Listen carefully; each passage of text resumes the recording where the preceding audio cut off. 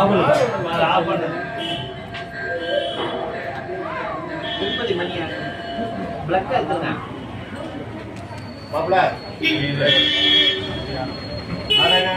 பார்வதி பதஜே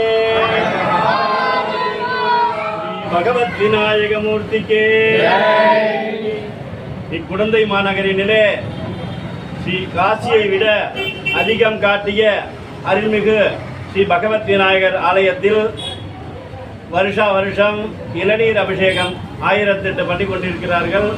அதற்கு விசேஷமாக சிறப்பு கார்த்தலை கணபதி ஹோமம் 9 மணி அளவில் 1008 இளநீர் அபிஷேகமும் 12 மணி அளவில் அன்னதானமும் நடைபெற இருக்கிறது. பக்த கோடிகள் அனைவரும் பிரசாதம் வாங்கி கொண்டு பகவத் விநாயகர் ஆசி பெறுமாறு கேட்டுக்கொள்கிறோம். பகவத் விநாயகருக்கு ஒவ்வொரு விசேஷமும் இங்கே மகாபரிவா கொடுத்த தந்தமும் இருக்கு. பிள்ளையாருக்கு சாத்தி வச்சிருக்கேன். ரொம்ப விசேஷமான கோவில். எல்லாரும் வந்து பிரார்த்தனை பண்ணீங்க, நினைச்ச காரியம் நடக்கும்.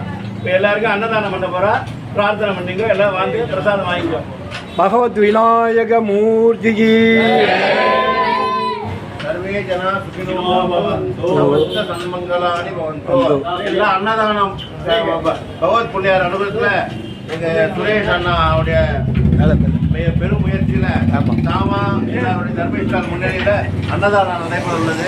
எல்லா பக்தர்களும் ஏதாவது பொறுத்து அருள் எல்லாரும் பக்தர்கள் சுவாமி பிரசாதத்தை ஸ்வீகாரம் பண்ணிக்கிறோம். நன்றி. பெரிய ஸ்பெஷல். இன்னொரு என்ன ஸ்பெஷல் என்னன்னு கேட்டீங்கன்னா, எல்லா ஃபங்க்ஷனும் நம்ம விஷ்ணு பாலாஜி தான்.